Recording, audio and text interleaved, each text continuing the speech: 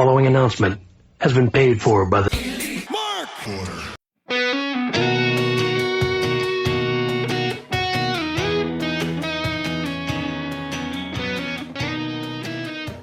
Welcome to the Elite Mark Order podcast number 22, take two. I'm Cosmic Scott. With me today is JayV. The rest of the Elite Marks are in the chat. And today, we're going to go ahead and cover AEW Dynamite from May 10th, 2023 in Detroit, Michigan. Let us know what you guys thought about the show in the comments, or join us in the Discord by clicking the link in the description, or go to the website www.elitemarkorder.com and click on Join the Discord button. JayV, how are you doing today, and what did you think of the show? Doing good. We're about to review one of the highest rated Dynamites, I think, in the history of the show. There was a lot of excitement. There were some great, good surprise comebacks of people on camera we did not expect. There was a banger opener and one of the most epic and legendary main events you'll ever see on free TV. So yeah, looking forward to digging into this one. Absolutely. And not only was it a stacked card, but you got to give it up to Detroit. That crowd was amazing. They were red hot from go, and they just did not stop. Even the very last segment, the very last thing that happened, got the absolute loudest reaction of the night. So hats off, hands up, big round of applause to Detroit for being as loud as they were. So let's talk about that main event, because that is absolutely the talk of the town right now. And one more thing on Detroit. The crowd was so great that Tony Khan even called them out on Twitter and said, "You guys were awesome." And he said he's looking forward to bringing a pay-per-view to Detroit because of how hot that crowd was. So good job, Detroit. And reward those crowds. Say, You know what? You guys were so friggin' loud. Not only do we come back for another Dynamite, but now we're going to do a pay-per-view. Props to Tony for calling them out too. You want to cultivate that crowd. Right. So let's talk about that main event, because there's no question that was a phenomenal finish to a building story. It's not done. We've got time to go. For me, it started off with action, because it started brawling before they even rang the bell, because you had the BCC guys and you had the Elite guys, Matt and Nick Jackson, fighting Claudio and Yuta on the ramp before anything happened. At one point, you literally had Moxley going, "Come on, let's get this started." Or no, it was Omega. Omega was in the ring going, "Come on, let's get this started." And they were still holding Moxley back, like, "Why are you holding him back, refs? Get him in the ring." So it was an amazing match. There was so much with that. The hatred that's built, they talked about it earlier in the night. They built it up at the package where they talked about the history between these guys. They've had such violent, vicious matches that we knew coming into this, it was going to be bloody. And it was. It was going to be violent. And it was. I didn't expect it to literally spill outside of the cage. Now, how do you think... First of all, I love the fact that Kenny normally bounces off the ropes, and he wasn't able to because the top rope was gone by that point. Ring was half destroyed, but the cage itself got taken out. How did you respond to that spot, Jay? I thought that was our spot of the night. The stuff with Callis later was probably a more important moment, but man, a V-trigger through a cage, kind of crazy. It made me think of the first time I ever saw any wrestler go through a cage in a match. It was Steve Austin was defending the title, and Big Show had jumped over from WCW to WWE, making his first appearance, and Show picked up Austin and he threw him through the side of the cage, and it was escape rules, so Austin got the win. So it kind of reminded me of that a little bit, but this was a lot more devastating because I don't think things went like they were supposed to go or what they had planned. Kenny hit that V-trigger, Moxley flew through the cage and fell outside as expected, but Kenny got all tangled up.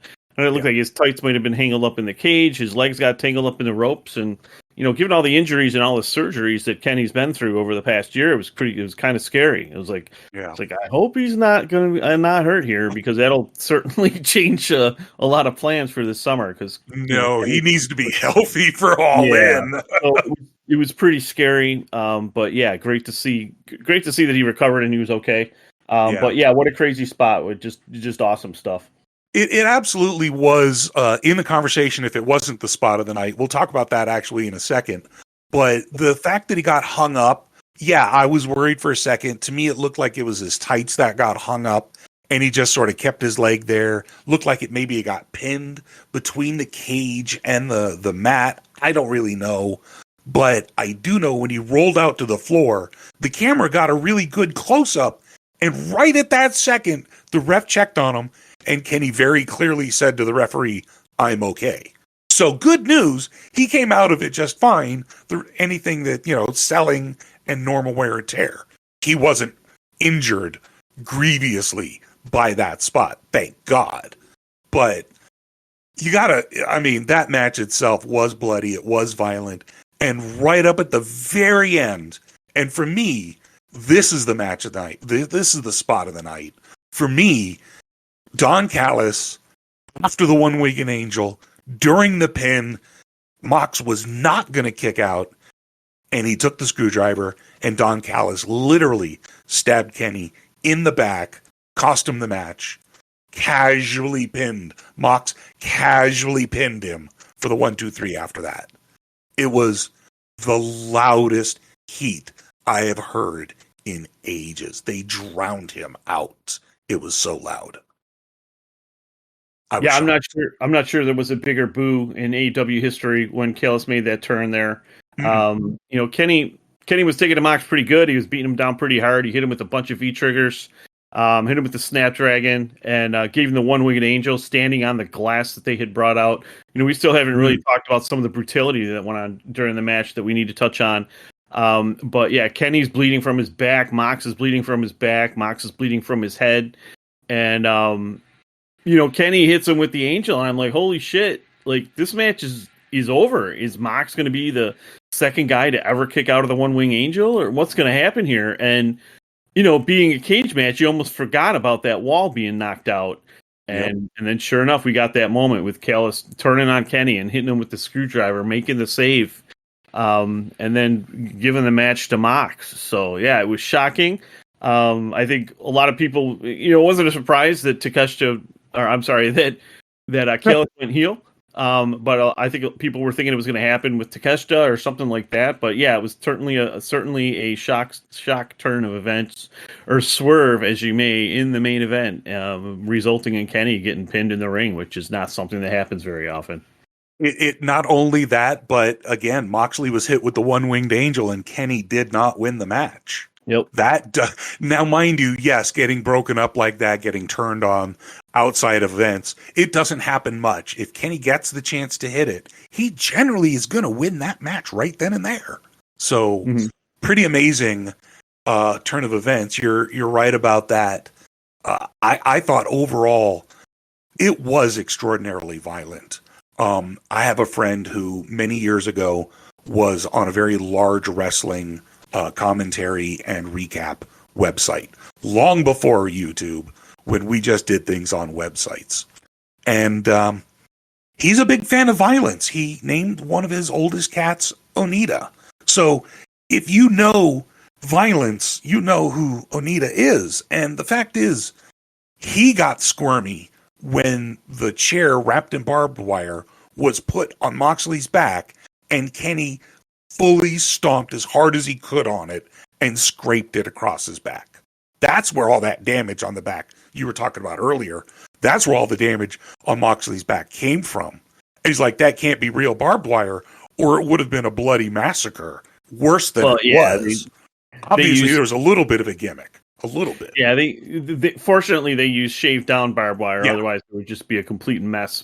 But, it still cuts them open. You still see puncture wounds. You still see blood. I'm not saying that it's not violent, bloody, and painful. I'm just saying that he's like, thank God there was a gimmick and it wasn't real barbed wire from the hardware store. Right. Or, And then Kenny does like to use that double stomp. Usually it's onto a table, onto his opponent. He'll put it on the opponent on the outside and jump off the apron onto the table. So it was pretty cool to see him mix it up and do that stomp onto a chair full of barbed wire this time. It was a violent match. There is no question about that. And it was a Moxley match, so that doesn't surprise me. And it was a Kenny match, which tells me it was going to be amazing. I believe Meltzer gave it 4 3/4. Really? Meltzer got his rating out already. I saw something like that in one of the Discords I'm in, either the games or ours or online or something.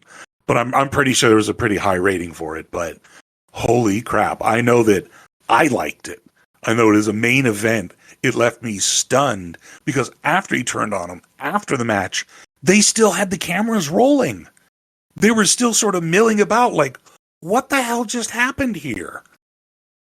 And of course, Bryan Danielson was just grinning and laughing and goofing on him the whole time because he is the best heel.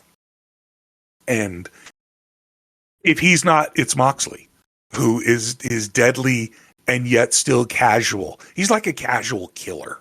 He's like a contract hire killer because he's blood cold and you know he's going to bring the violence. And this match epitomized that. So thumbs up. Two thumbs up in a circle, whatever you want to call it. It was, not only was it the match of the night for me, it had all the spots of the night, and it absolutely deserves all the stars I can give it. 103/4 stars. That's what I'm giving it. 103/4. All right, you're breaking the scale there. You know, I don't have a problem with that because my scale is much larger than just 100. But let's get into the rest of the show. That was the main event. That was the end of the show. And what a show it was. It started off almost as good with Claudio Castagnoli against Rey Fénix in what they're calling a double Jeopardy match. And that simply meant that if Rey Fénix won, he got a shot at Claudio's ROH title. And if Claudio won, he and a partner of his choice got a title match, a tag title match against Fénix and his brother. I thought it was great stipulation. They didn't have any entrance, so the beginning of the show was right into action. And with Claudio and Rey, that meant action. Flips, dives, catches, strong arm tactics from Claudio. At one point, Rey did like 2-3 dives, and on the third dive, Claudio just caught him in the gorilla press position and then threw him into the crowd or hung him out to dry on Barry Barricade, whatever it was. It just pure feats of strength from Claudio. It was an amazing match. If the match of the night wasn't in the main event, it was absolutely in this match. Jay, what were your thoughts?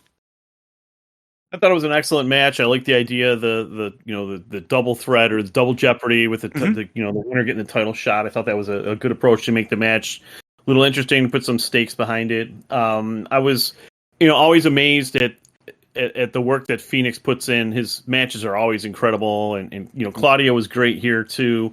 Was certainly impressed with the matchup. It was an excellent opener. I think one of the best openers in Dynamite history. It was that damn good of a singles match. I think I think our friends over at Cage Match may have not rated that match as well as they should have. Let's see, they gave it right now it's sitting at an 8.13. I would give it a 9. I'd like 4.5 stars. I thought it was really good. Maybe it's just that there wasn't enough story going into it to give it that extra bump it needed to hit the higher rated matches of all time, but excellent match. I was kind of hoping Fénix got the win. At first, I just didn't think it was believable that Fénix could possibly beat Claudio just because of the size and the strength difference. But man, Fénix was laying in those kicks, and he was beating down Claudio really good with those kicks. They just looked brutal. It's just, I don't know how they do it. I don't know how he can kick Claudio in the head like that, and these guys aren't knocked out. I mean, it's just because they're fucking professionals. Yeah, they are. So that's it. It's great. It's great stuff. And I was pulling for Fénix to get the win. Yeah, I kind of feel like he's. He needs a big win. He hasn't won a big match in a while. The Lucha Brothers, they are the ROH tag champs, but I mean that doesn't translate necessarily to the AEW, the Dynamite fans that don't watch ROH. So I do think that the Lucha Brothers need to get a big win on TV or at the pay-per-view to up their stock in AEW a little bit more. That way we can get some more excitement around their match. I thought it would have been great if Phoenix pulled the upset there. It would have just been awesome. But that's not the narrative they're trying to tell with Claudio and the BCC right now. So, yeah, Phoenix's big win will have to wait a little bit longer. But I'm really hoping he gets another chance to shine real soon. I'll admit it had the option. Ray Phoenix is good enough for me that he absolutely could have beat Claudio.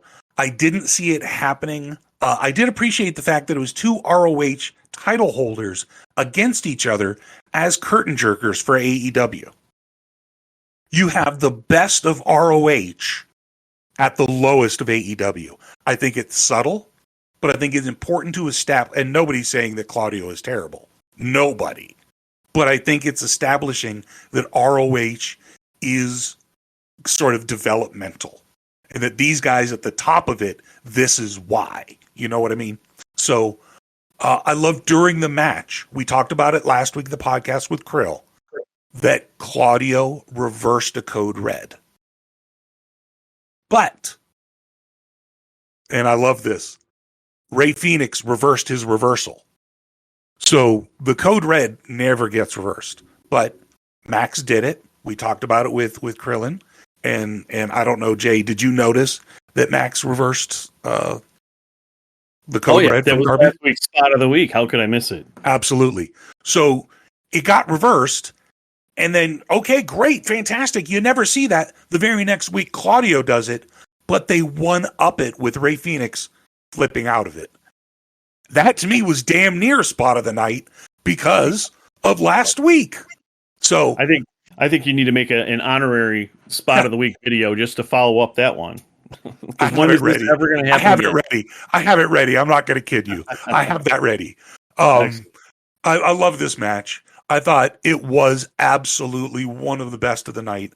Again, if you take the main event out, this is probably my match of the night.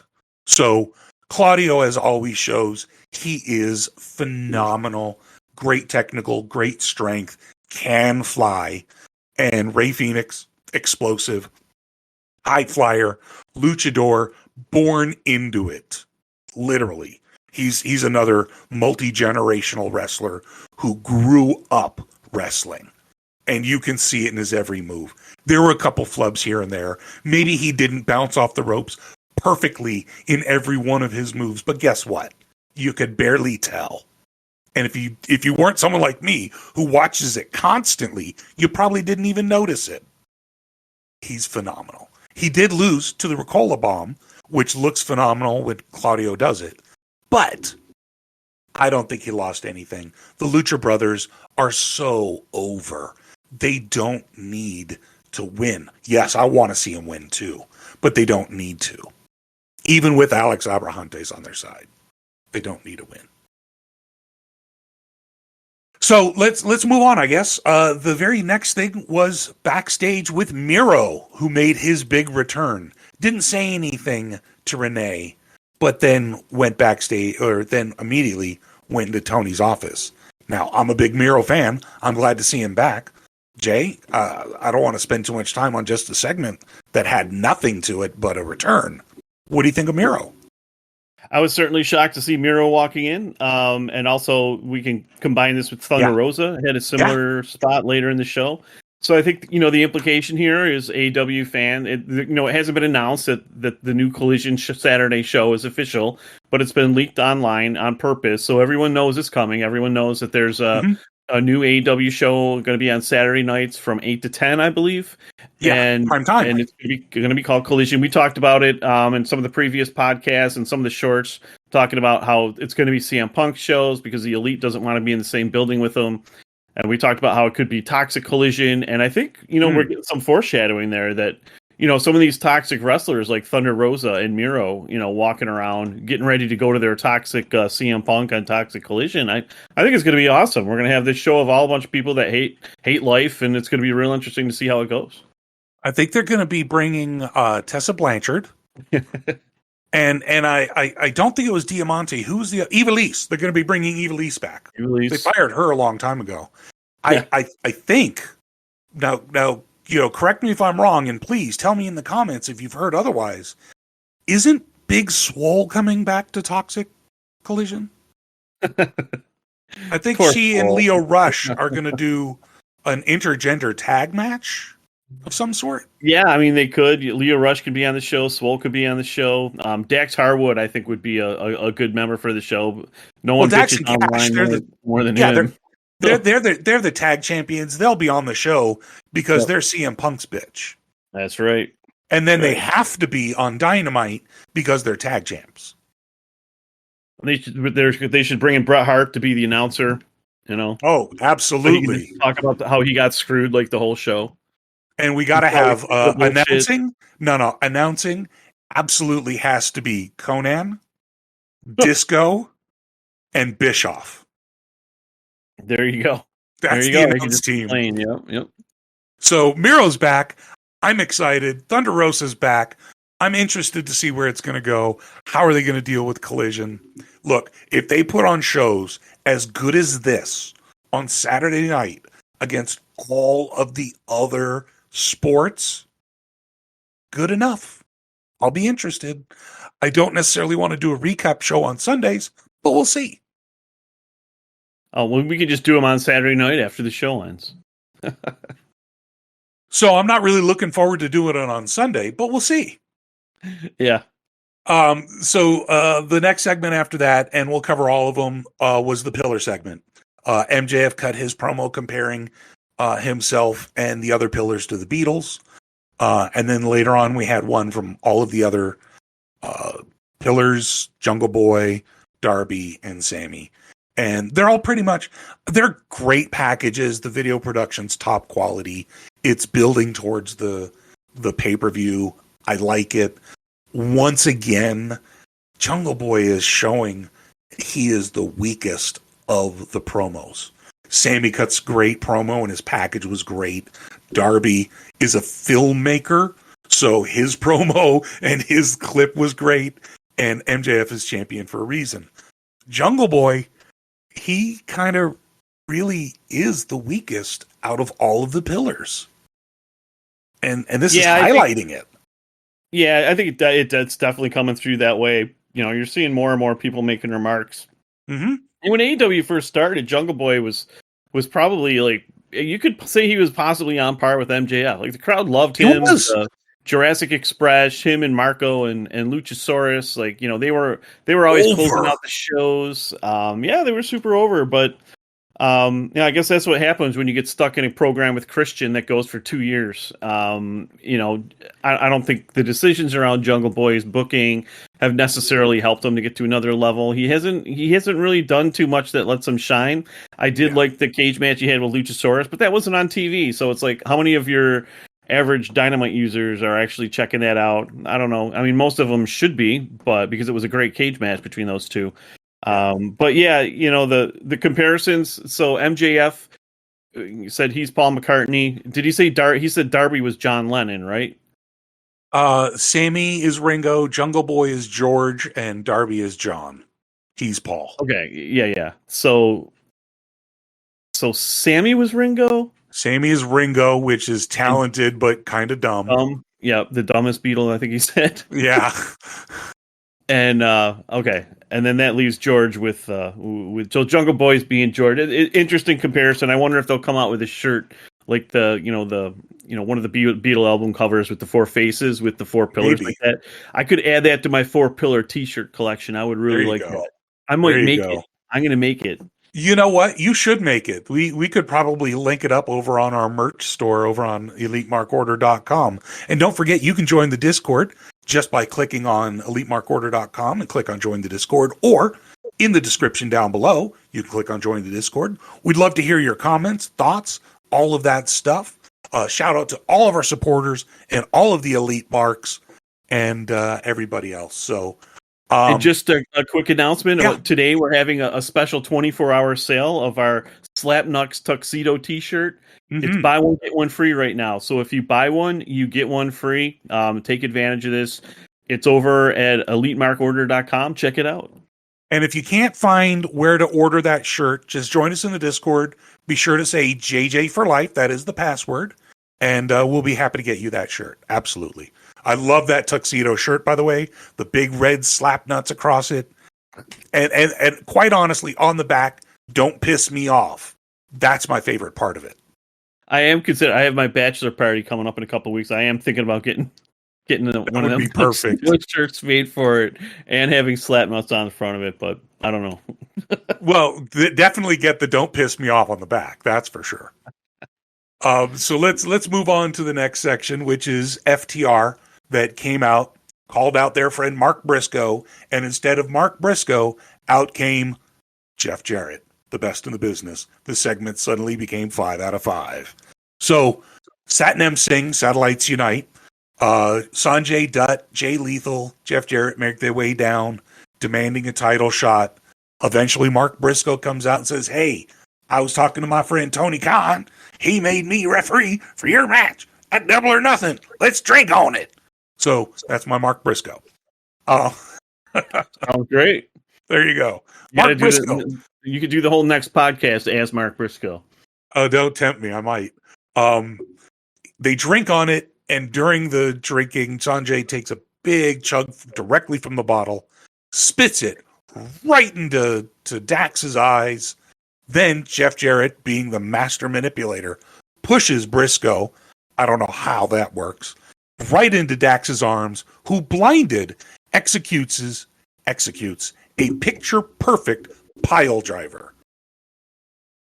I don't know who you are, Dax Harwood, but I never want to fight you. Blinded, you can hit pile drivers. That's amazing. That is phenomenal. And a pro wrestler's instinct is to, if you can't see, just pile drive whatever gets close to you. That's true. It's ingrained, and it's from that album, Pile Driver. I've done that a few times riding on the subway. You just grab someone, and if you get something in your eye, and you're just randomly throwing out pile drive. It happens. I tend to power bomb, but I see how the pile driver could happen too. Right. They just fold over. It's real easy. Anyways. So that segment went by, created a little bit of a tension, created a story. Not as fun as being on the chicken farm, I'm going to be honest with you, but fun, goofy. I know you want it to be a little bit more serious for the tag team, but I think this is like the palate cleanser before they go into their next program against a good team. Like, I don't know, maybe the Varsity Athletes. Maybe, or maybe Butcher and Blade, or maybe the Aussie Open. Aussie Open does have something coming up later. They do have some interactions with, their free agents. So could be another signing, could be another group that's showing up in AEW, because we did have one show up in AEW later in the show. So, you know what? You brought them up. Let's talk about it. During the House of Black segment, we have Orange Cassidy get knocked out and laid to waste, so he can't do anything during the match. And it looks like somebody, I forget it, Kyle Fletcher from Aussie Open is challenging Orange Cassidy. Now, usually all you have to do is just ask him. You don't have to beat him up. But he's now so wounded, and we're going to talk about that. He just easily beat him up. Does that mean Aussie Open is coming to AEW? I don't know. I think, Tony would love to have him. I guess the question is, do they want to settle down in the US and wrestle full time, or do they want to be, or are they enjoying life as kind of the freelancers, mixing in some New Japan, mixing in some Rev Pro in the UK, and then, mixing in some AEW here and there. We'll see what they want to do. We've got the UK show coming up. We do. We have the big show at Wembley, so they could have the crowd would love them on that show. That's for damn sure. Yep. So yeah, it's going to be interesting to see what they decide to do. Tony's pocketbook is getting a little loose right now with this rumored TV deal. Infusing a lot more money into the company. If the rumors are true, it's around 200 to 250 million per year for all of his shows. Now, that's similar to the deal that WWE got for just SmackDown, and then again just for Raw. backwards for Raw and then SmackDown, whatever. And Peacock, like $3 billion revenue streams over 4 or 5 years. And got them all in quick succession. But this is sort of like everything all at once and the streaming deal for basically $250 million a year, $250 million a year. Now, you consider how long WWE was in business before they got to that level. And we're talking year fucking 4, year 5. He's got $1 billion deal under his belt. Wow. That's serious. So if that deal is real and they get their streaming deal on HBO, and I mean, this is some big news. Congratulations to AEW. We're going to hear all about it next week because Tony did an announcement that he's going to do an announcement. I love that. I love the announcement for the announcement. Didn't even want to tell us what it was. Right. Yeah, it's huge news next week. This is probably one of the biggest, if not the biggest announcement with a full deal. Unfortunately, It sounds like it means there's not going to be any more matches on Dark on YouTube, such as Dark or Elevation. I didn't watch those shows religiously. However, it was nice to have that as an option to tune in. It was nice to go back and watch older and I'm sure the old content's still going to be out there. But yeah, it sounds like WB is going to want the rights to all their stuff. They don't want any matches on YouTube, and ROH is a separate company, so ROH is not included in this. No. And the big wild card, the big question mark is what's going to happen with pay-per-views, and is a streaming service involved? So those are 2 questions that may or may not be answered next week. So I do hope that the news is that they have it similar where the streaming and the pay-per-view both exist. So the streaming gets the pay-per-view, and the pay-per-view you can still just order like normal. That's what I'm hoping, because HBO Max isn't worldwide. Tony has worldwide distribution right now. So he's bringing to the table, look, I've already got these numbers worldwide. You can't cut me back from that unless you guarantee more. So I think first of all, it's absolutely advantageous to AEW. Tony is a numbers guy. His dad has been dealing with billions for a long time. I think for there's no question Tony is not intimidated by this deal at all. This is bread and butter for this guy. I think it's great to hear. The first thing that comes to my mind is you had all these naysayers, like Jim Cornette specifically, saying that AEW was going to be out of business in a year and that the company wasn't going to make it because it's all friends wrestling and it has non-wrestlers like the Elite leading the company. This is a nice spitting in his face here. All Jim Cornette's promotions failed or he got fired from them. And, here we are now with AEW getting $1 billion handed their way. AEW's current deal is between 40 and 50 million with TBS and TNT. So going from that, where Tony Khan has stated AEW is generating about 100 million in revenue a year, doubling that overnight with this deal with WB, and getting 2 more hours of TV time to go along with Rampage and Dynamite.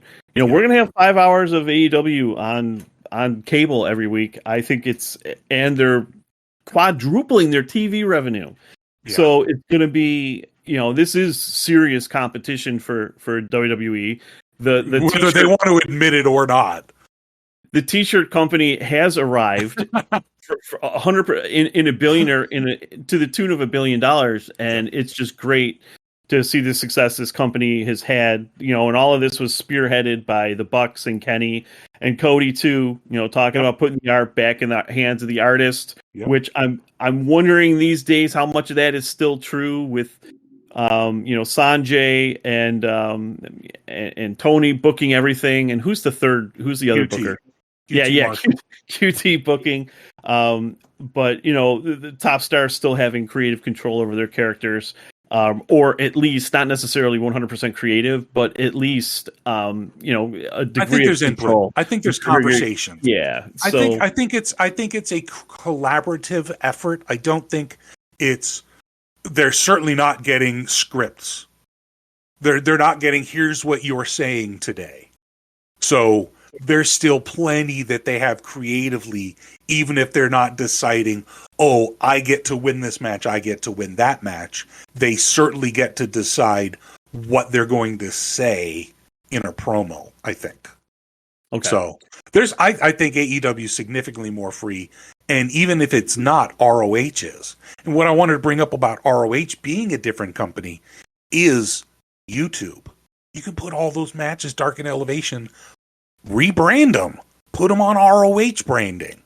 Now, all the indie talent that was getting all the showcasing is now going to go to ROH, where it should be. Now we're going to have a filtration level where you start at the indies, you start at the bottom, you start working ROH, you get your reps in, you build up your reputation, you get picked up by the big name AEW. The farm system is complete. You start with the YouTube stuff, with ROH, they've already got it streaming. I don't know that we're going to be getting anything free ever again from these guys.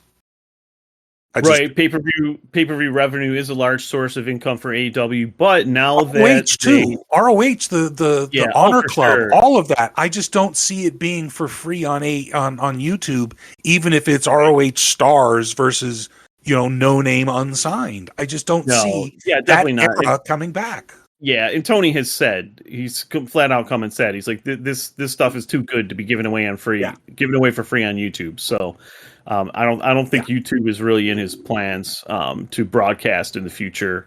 There's not the revenue opportunity isn't quite as strong as being on cable or getting $20 a month subscriptions from people. So. No, I think YouTube absolutely helped them get established.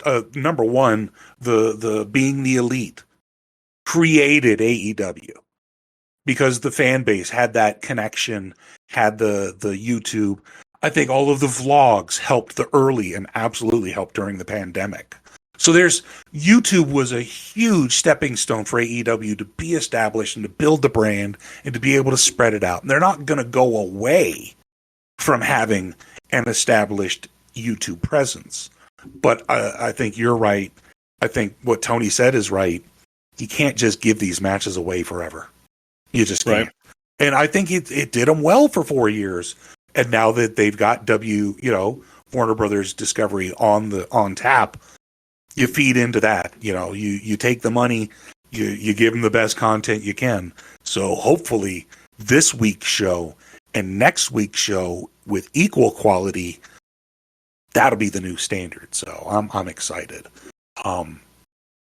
So we had Jericho come up. Renee Paquette interviewed Jericho next, and basically it was just him talking about Adam Cole. He had him banned from the building. So Roderick Strong rolled up and said, "Well, here's a match. Falls count anywhere." Jericho accepted. "Oh, well, you're an idiot. I have my army." No, they're banned from the building. So, okay, Jericho's going to fight Roderick Strong. Great. I hope it'll be a good match. I've never seen it. I've heard good things about Roderick. I know Jericho's pretty good at his age. So, I'm interested to see where this goes. More interaction with Adam Cole without Adam Cole having to actually be there. So, keeps him active on screen. It's the Jericho Vortex. But I've got a little bit of interest because I don't know much about Roderick Strong. Roddy's an excellent wrestler. Kind of what you see is what you get with him. He's a really good technical wrestler, not so much a high flyer. I haven't seen a ton of his work, but I did watch a bunch of them in NXT. Teaming up with Adam Cole and going against Adam Cole. So yeah, just my friend Jamie. Shout out Jamie. He always likes it when I give him a shout out. So. Jamie said that, if Roddy could not drink so much, he would be one of the most amazing in-ring talents. I don't know how much truth there is to that, but, sometimes, people who drink a ton have that, red face look going on. Yeah. So that, there are times where Roddy, right. And I don't want to get hit with the defamation suit or anything, Roddy. It's just an observation. If you're listening, Here's the thing. We Mark Order, so we know that Tony is listening, so be careful. Right. Be very careful. And we know Jeff is listening because we are the number one supporters. We definitely are. So yeah, it'll be interesting to see how Roddy matches up against Jericho and where they go from here. this is kind of a long burn, mostly not interesting setup for their match at Double or Nothing between Jericho and Adam Cole. I think, the hope is here that Tony wants Adam Cole to be his top baby face or one of the top baby faces. So yeah, hopefully him and Jericho can pull off a good show and up Adam Cole's stock. So yeah, and I anticipated again, if Roderick Strong is as good as he says he is, he can elevate himself to Jericho's level. Jericho, we know, can elevate people. If he wants to work with Strong, if he wants to do this program, I don't see any reason why, couldn't be a good show. It doesn't have to be a long feud. All it's doing is feeding into, I'm sure Jericho's going to win, but it's just feeding into the feud with Cole without having to have those guys in the ring. So, more power to him. We know it's going to go to Double or Nothing. Let's see where it goes. It's not as bad as some of his other feuds. So we already talked about Thunder Rosa. We already talked about Tony Khan making his announcement about the announcement where he's going to announce that there's an announcement. So let's talk about Daniel Garcia versus the international champion, Orange Cassidy. Now, to me, this is, again, match of the night candidate because Orange Cassidy continues to tell amazing stories in the ring. His entire championship reign has been building this story of accumulated damage. The announcers talked about it. It's not just his hand. It's all the damage from all the matches. Daniel Garcia, they talked about him studying the matches. So he went after the leg. He went after the hand. He went after the neck. He went after the things that have been injured to try to get a win. Not only does he have an amazing sharpshooter, by the way, Daniel Garcia, as we know, is a great technical wrestler. But that sharpshooter, when he leans all the way back into the Dragon Slayer position, oh my God, that is so good. This was a technically great match. Yes, technically great from Orange Cassidy, who won not with the orange punch, not with the beach break, not with one of his big moves, but with a roll-up. A technical win. Barely squeaked by, but won nonetheless. How long can Orange go? That's the story now. How long before somebody actually beats him for this title? We ask that question every week, and we do. Daniel Garcia's got a new dance that he does in the ring. It's kind of ridiculous. Yeah. He's got new tights with little squares on them for some reason. I don't know what that's all about. But Daniel Garcia getting this new dance and this new pants. I'm like, are they ready to give him a big push here? And it was an excellent match. I just want to call out the finish. He had the Dragon Slayer, the Sharpshooter, the Scorpion Deathlock, whatever the name Ricky Choshu gave to the move when he improvised it in Japan. And Orange kind of squirmed out of that, so Garcia counters right into the crossface. And he's rearing back on the crossface. And we've talked, and Orange has favored his hand from doing that orange punch so often. And Orange is in the crossface, Garcia starts stomping on the hand, brutally stomping on the hand with his boot. I'm like, this could be it. Like, this could... I mean, it would be totally believable if Orange taps here. I seriously thought Garcia was going to win. I really did. It wouldn't be too surprising because Tony's pretty high on Garcia. Yeah. And but yeah, Orange was able to kind of get out of that crossface. Garcia tried to counter that into a roll up. Orange reversed that. Garcia reversed that, and then Orange got him in some type of chicken wing reversal with the shoulders down that was basically inescapable. It was just an excellent finish to a great match. Props to both guys. And once again, next week, does Orange win again? Who's going to be his next victim? Who's next for Orange Cassidy? I don't know, but I am interested to see if Garcia comes out with new pants and a new dance every week. New pants, new dance. Let's keep seeing the new pants, new dance. So he comes out with new pants and he does a different dance. Well, I think it was last week he had on like black pants with the gold squares, and this week he had on white pants with the gold squares. Right, so, new pants, new dance. I loved it. Maybe we'll get white pants or gold pants with black squares next week. That would be cool. Ooh, it would make the show for me. Stay tuned for the fashion update with JayV next week. Yeah. The thing that God damn the show, the Garcia match. The fact is, Orange Cassidy is squeaking out these wins. They're building up this great narrative over the championship. And somebody told me, or didn't tell me, somebody was fantasy booking, and they said Omega beats Cassidy, and he goes on and takes on Will Ospreay for the international championship at All In, or something like that. Like one of those big, like Ospreay or somebody big, and yeah, we were talking about that in the chat room, that it would make sense for Ospreay and Orange to have a rematch. Their Forbidden Door match was the best match on the Forbidden Door show, in my opinion. I think that was one of the stronger 5-star matches I've ever seen. Meltzer pussied out and didn't give Orange 5 stars, apparently because he can't handle the heat on Twitter from all the Orange Cassidy haters. But that was a great match. I'd love to see a rematch, but the question is, Ospreay won that match at Forbidden Door 1. Is Ospreay prepared to put Orange over at Forbidden Door 2, possibly? That is, since Orange doesn't really have any programs lined up, or at least it's not jumping out at me. So I think that could be a match we see, and it's just 6 weeks away till Forbidden Door. Believe me, I have a countdown for Forbidden Door. You certainly do. But here's the thing: if Orange goes into that match, he's going to be extraordinarily hurt against Will Ospreay at Forbidden Door. So he would. I mean, there's no way somebody the caliber of Ospreay couldn't win that match. So now he's 2 up on Orange. Yeah, I tend to think there's going to be a split the next time they fight, but I could be wrong. Orange could get that win back some other time. So, and again, the fantasy booking, All In. Maybe. And the fantasy booking was for Ospreay to go against Kenny for the international. Oh yeah, the international, the shine that the world already does. Kenny is not has it. Yeah, Kenny. I don't see Kenny getting involved in any title pictures right now while he's tied up with the BCC. It's just too much, too busy. Oh, I agree. Somebody was fantasy booking it, and I'm like, yeah, okay, that'd be fantastic. Was it Andrew? No. I think it was somebody's podcast fantasy booking. Oh, okay. All right. Somebody moderately, I won't say famous, but influential.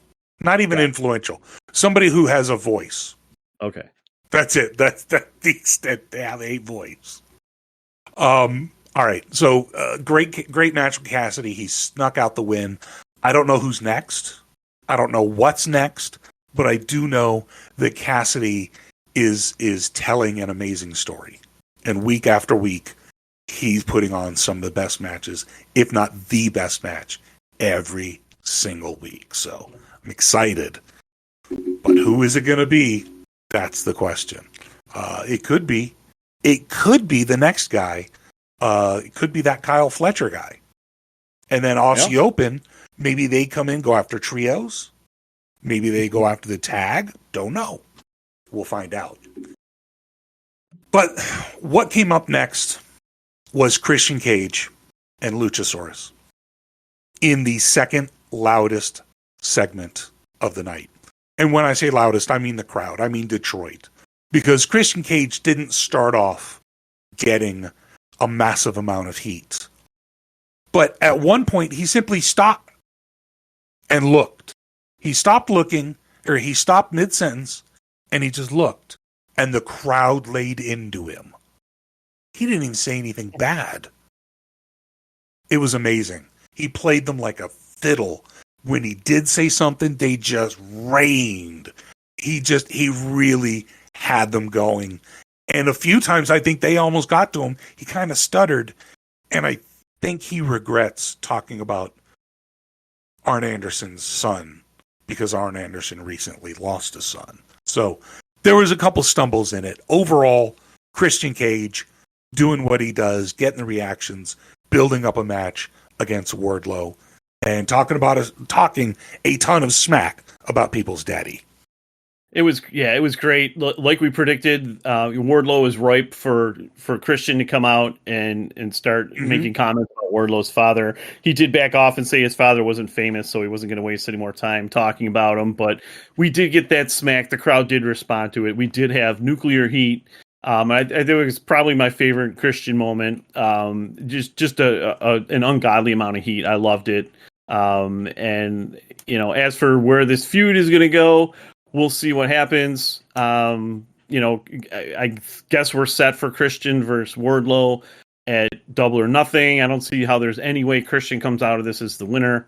It's another title shot where we have a guy that's well into his mid 40s, an ex WWE guy. Like your Jared, who was another guy who was over 50. Tying up one of the title shots.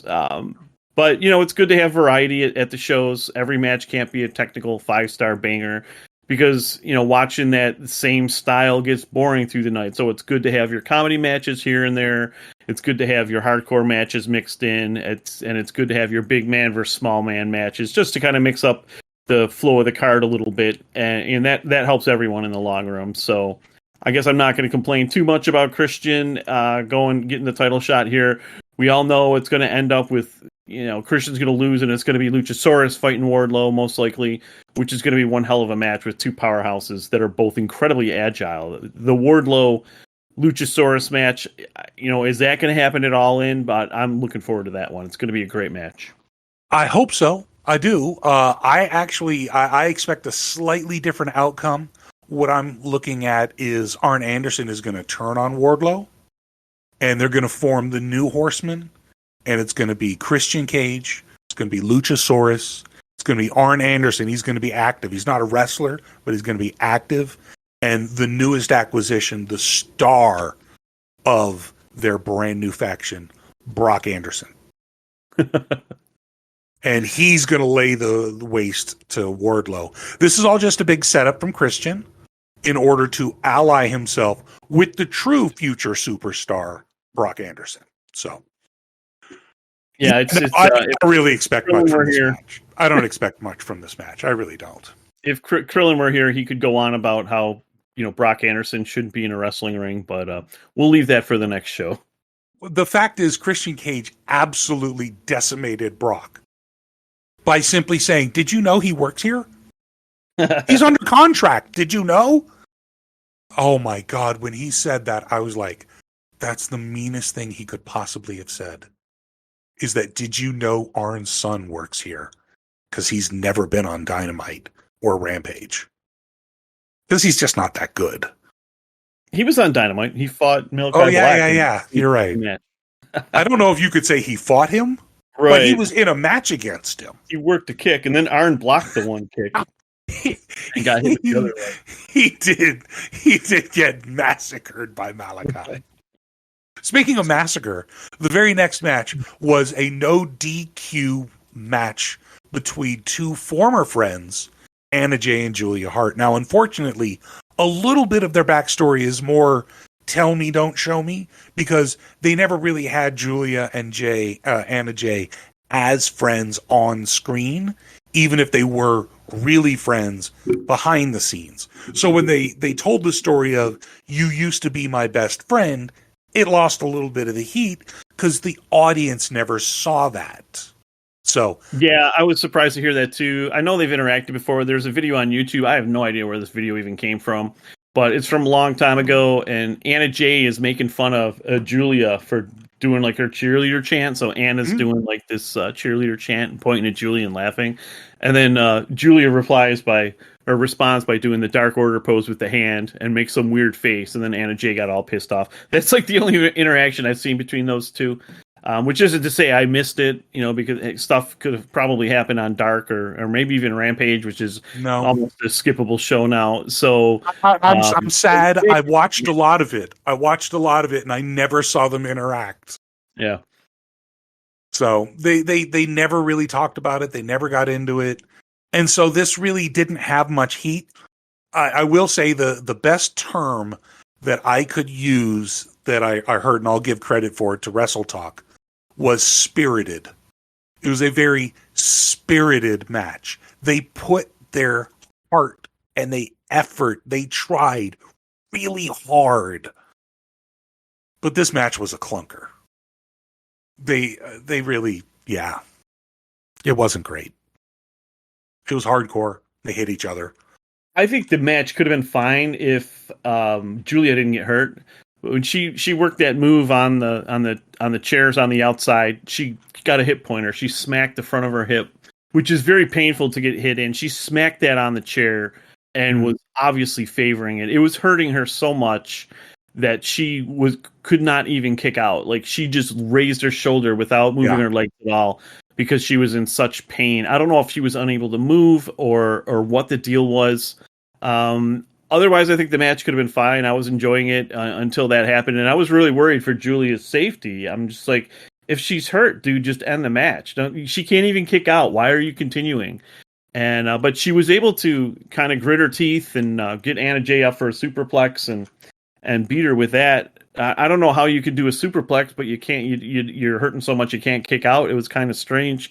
But I can tell you from personal experience with long-term chronic pain, sometimes adrenaline will get you through one or two things, and then it hurts. And then adrenaline will get you to one or two things, and then it hurts. So I can understand if she got hurt, a little bit of adrenaline to get her through the end of the match. But for the kick out, she was hurting so much, she's like, fuck it, I'll just do my shoulder. I can do it that way.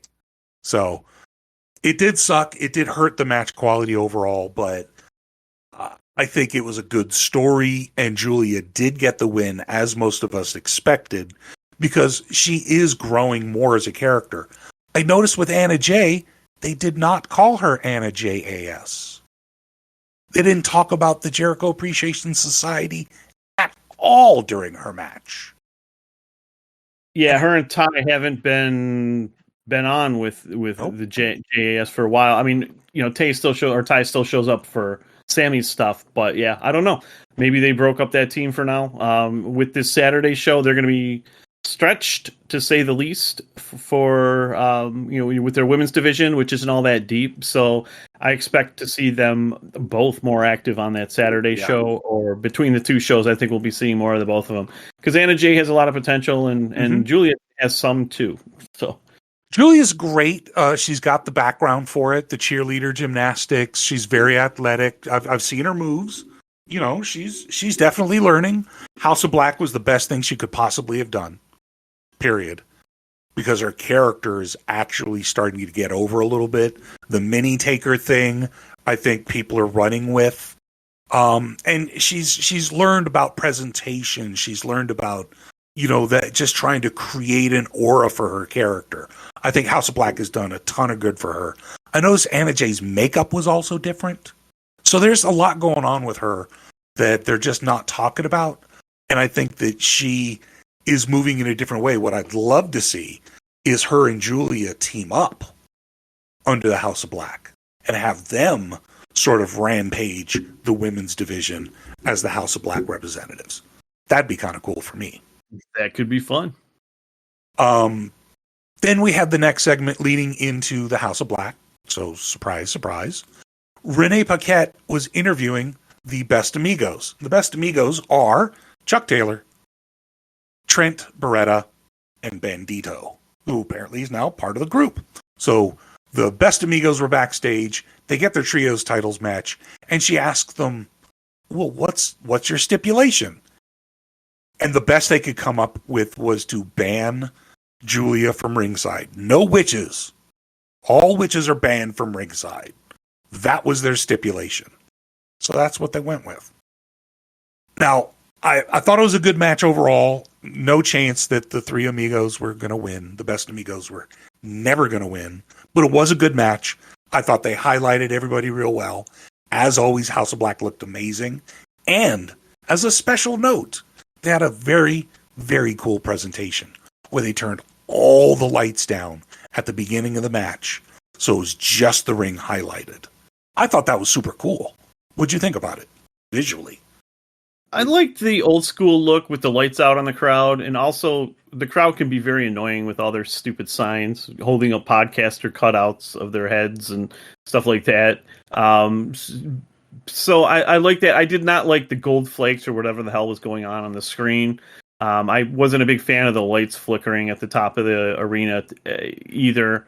Go with the house, turn the house lights off, and that's fine. But let's not have distracting lights, and I don't know. Maybe I'm just I think being sour about it, but I think the Tron with the gold sort of stuff was just to add ambiance, sort of like it was flames or candlelight or something. yeah, So I didn't I don't mind like that. I don't like that. I It reminds me I too hear much you. what they were trying to do with Bray Wyatt in WWE Sure. with the Fiend with the lights being red. Just turn the lights out and that's fine, but let's not have other crap going on. Now Just something. No, I hear you. It's a personal preference. They're trying something new, so I want to see how it grows. What I noticed is it started off really, really, really dark, and as the match went, it kind of got a little lighter. And I don't know if that was on purpose because they were balance adjusting.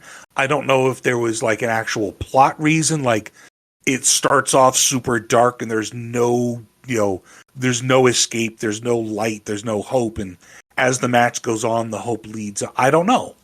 But the ambiance was different. I'll give them that. Therefore, I liked it because it was different. Sort of like the six-sided Ring of Impact without having to do an entirely new ring. So, darken the lights. It came across different. On TV, it looked different. It looked good. So, let's see how it goes. Once again, it was a good match for me because the teamwork of House of Black, just really being able to emphasize it. I want to see these guys more. I said it before, I'll say it again. I want to see these guys more. They've set their rules. It's an open challenge. Any three people could do it. There's zero reason they shouldn't have a match every goddamn week, especially with two shows.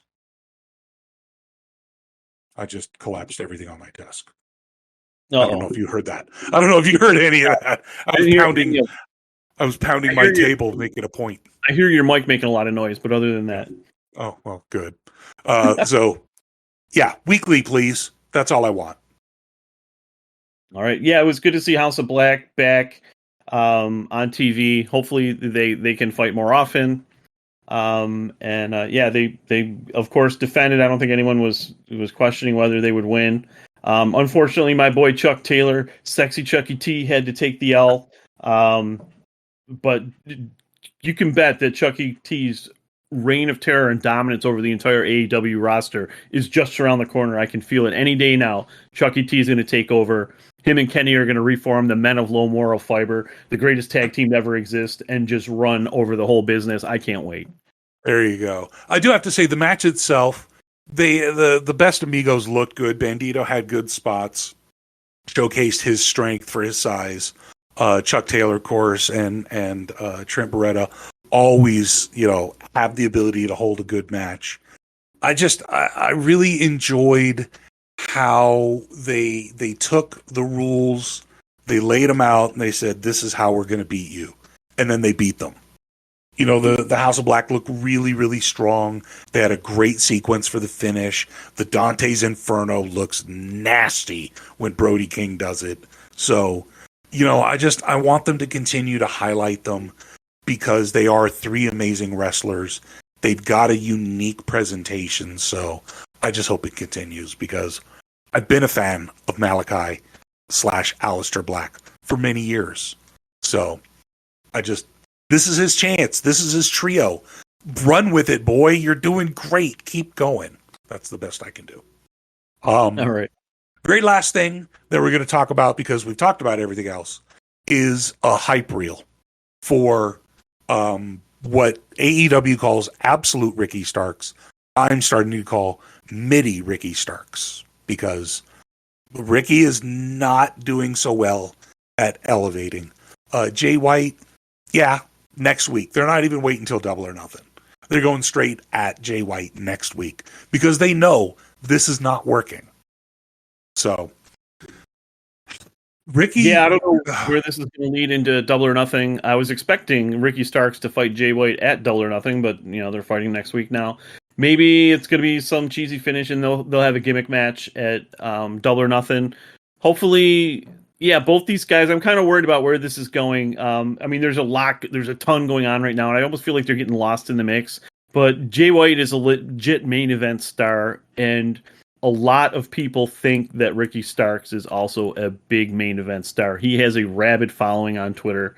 He has a rabid following at the arenas when I've been there, and there are people that love Ricky Starks. Personally, I don't see it, but I don't know. I think Tony's got to do a better job capitalizing on both these guys right now. And it's, I don't know. I guess, when you think Jay White's coming to AEW, you're thinking, well, Jay White's going to be messing with the Elite and Adam Cole, and you have all these storylines that have been going on for years to play off of. And well, now he's just in a program for some reason with Ricky Starks and Juice Robinson as the sort of Bullet Club. The Bullet Club Gold is what they're calling it, but it reminds me of NWO 2000 with Jeff Jarrett and Bret Hart. And I'm like, how the fuck are they NWO? They weren't. Mm-hmm. So this is the kind of the way I see what happened with Jay White. Leading up to WrestleMania, it was almost a lock that he was going to WWE. That was all the chatter. He was going. They damn near have him signed. Then Vince came back. Suddenly, Jay White couldn't get a call back. All communication from WWE ceased. All he could do was try to salvage himself, and he signed with AEW. I think Tony knows he wanted to go to WWE first, and AEW is sort of a second choice. So he's welcoming, hey, yeah, of course, absolutely, let's sign you. Here's the offer that we were talking about. Let's get you in a program, absolutely, one of our top stars, one of our big guys. But he's not going to get the same sort of reaction as, say, I don't know, somebody who wants to be there, Adam Cole. When Adam Cole came over, he was rabid for Adam Cole. He loves him so much, he put him on a goddamn TV All Access. He still loves Adam Cole, rightly so, as far as I can tell. Anyways, the point is, I think that he fucked himself. I think Jay White fucked himself by not committing to AEW originally. And I think Tony maybe is not as receptive as he would have been if Jay had been all in from the start. Those are some good thoughts. I mean, my thought was Jay White should have signed a 1-year deal with AEW right after his contract with New Japan expired, just to kind of test the waters and give himself an out if, Triple H was in charge and there was an opportunity for him to go and say, like, main event huge pay-per-views with AJ. Like, why wouldn't Jay White want to do that with the old man coming back in and taking back over, and a hiring freeze or whatever else, obviously that's not an option, which is why I said I thought Jay White should just sign a 1-year deal with AEW. And here we are. I don't know how long his contract is with AEW. I don't know how tight his commitment is. Like, can he still fight for New Japan? I mean, based on the way he left New Japan, no, he can't, because he lost that loser leaves Japan match. Right. But can he fight in Australia? I mean, there's not really any huge promotions, big promotions there.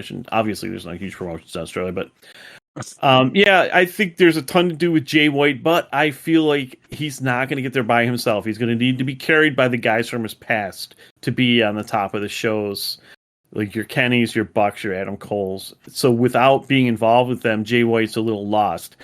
I mean, maybe they could kind of have him just beating people, slowly winning matches in the background, or who knows? I mean, imagine if in 2 weeks or like the show following Double or Nothing, we get Jay White goes over Orange Cassidy to break the streak. Like, that would elevate Jay a whole ton of a lot. Well, and that's not a bad choice, because he is an international star. He certainly is. He could easily go to any international company, as any of the AEW stars, but he legitimately could, as international champion, and have a great match with any of their people. And, but that's sort of the point is he good enough to have a great match with Ricky Starks? Is he going to be good enough to make that high? Because Orange Cassidy was doing that before the belt.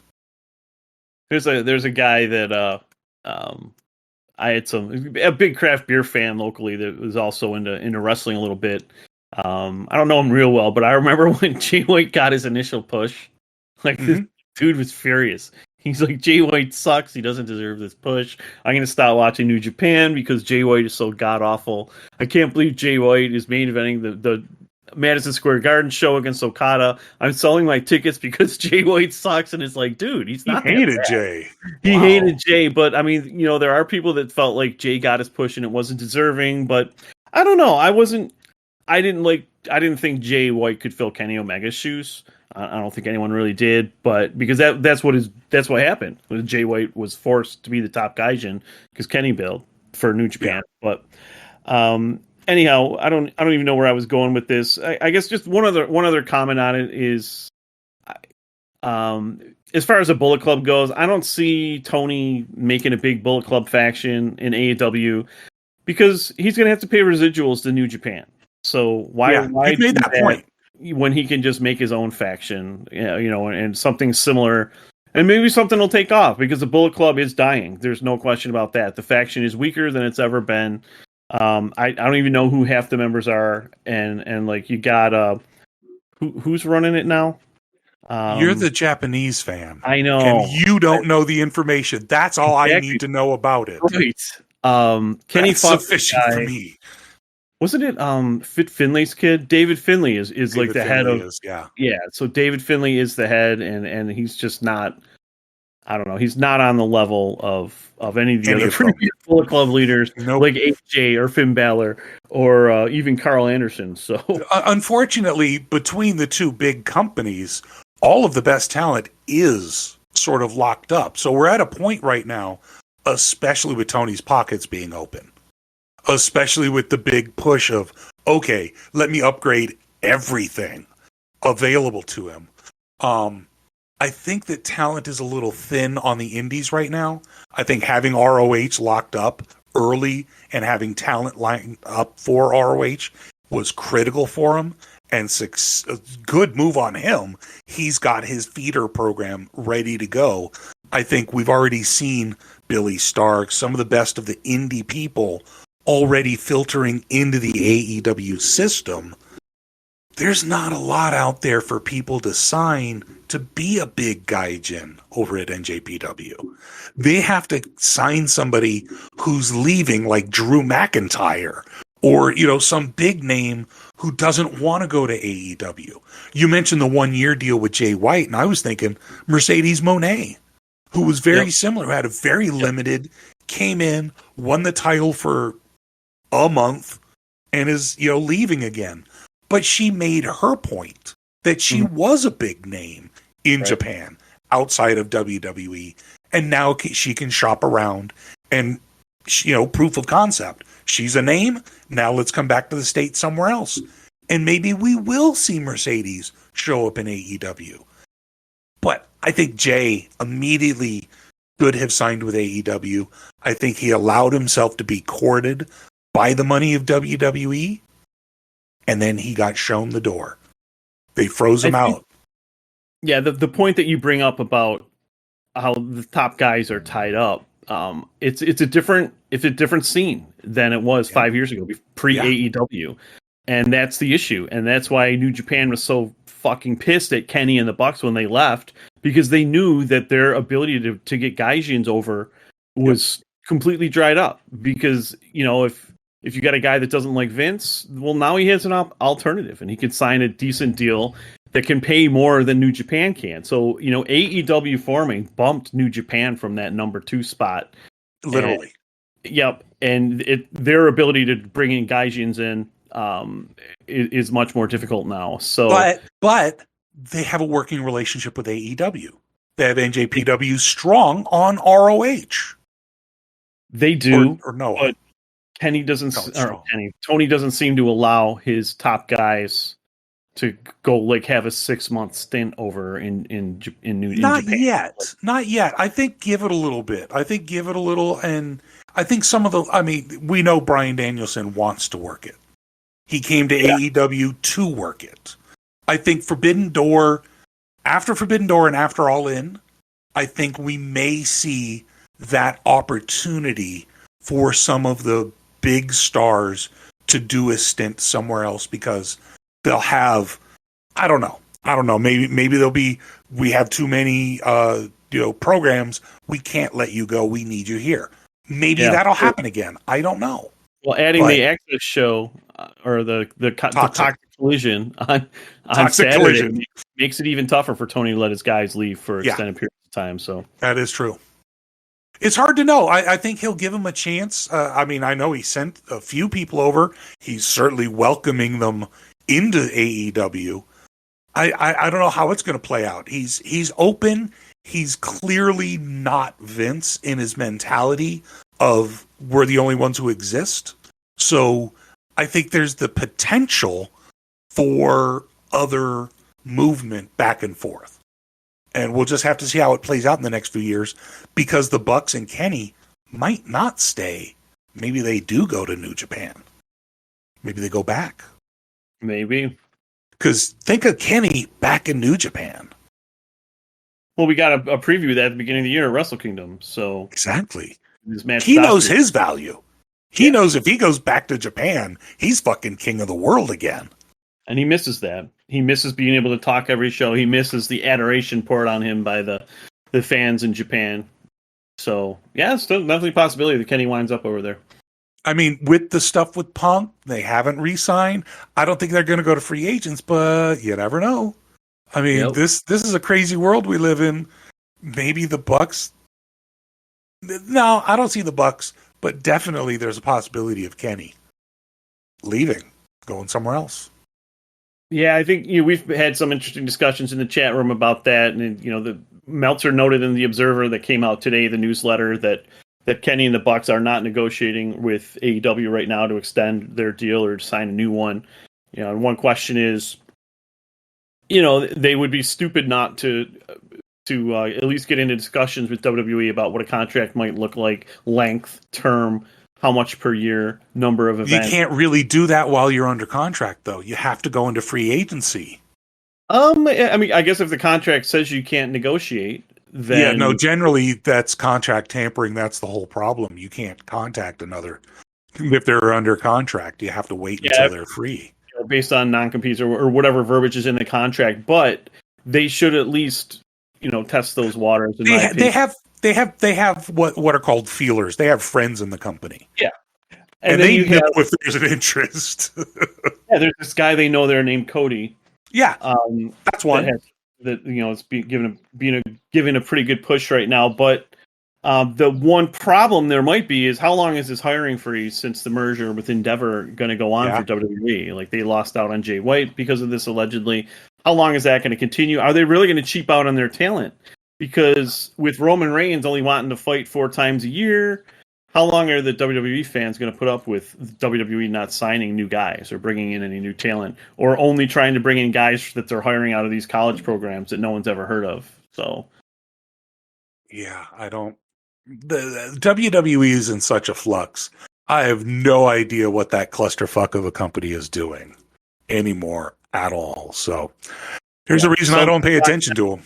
You heard it here first. Your stock tip of the day: sell your WWE stock now, because after SummerSlam, I think that's when it's going to start to drop. I'm telling you right now, buy your AEW stock. I know that it's publicly owned or that it's privately owned. I know there's no such thing as stock in AEW, but buy it now because it's going nothing but up. You can buy the AEW trading cards, and those will continue to increase in value as the company's value increases. I think we may be starting the new Elite Mark Order NFTs. Get in on the ground floor. Did you hear about Impact and their NFT thing? Oh, God. Yes, that's their latest thing is Impact is coming out with their run of NFTs. That is the dumbest, worst, most blatant money grab option. NFTs. No. It's only a bad idea if they lose money on it. No, the problem is the fans will lose money. Right. Potentially millions. Well, fans aren't going to dish out millions. Yeah, they are. Well, okay. We are talking Impact. We are talking Impact. Fans don't have millions. We're talking Impact. I forgot. I mean, they're losing out on potentially hundreds of dollars. For their Sammy Callahan NFT. Who doesn't want a Moose NFT though? Seriously. I don't even know. I don't even know any of their wrestlers. I don't even know if Moose is still with them. Yeah, I don't either. All I know is Kenny had it for a while. He lost their title over to Christian for a while, and that while Kenny and Christian were the title holders for Impact, they had better ratings. That's what I know. Yep. All right, I think we're done here. Yeah, I was going to say let's do some speculation about the Elite, but I'm going to say I think we've gone long enough for today. Let's maybe put out a short in the middle of the week, just to talk about what could be going on with them. Well, let's do this. Let's do this. Let's end JJ for life. All right, guys.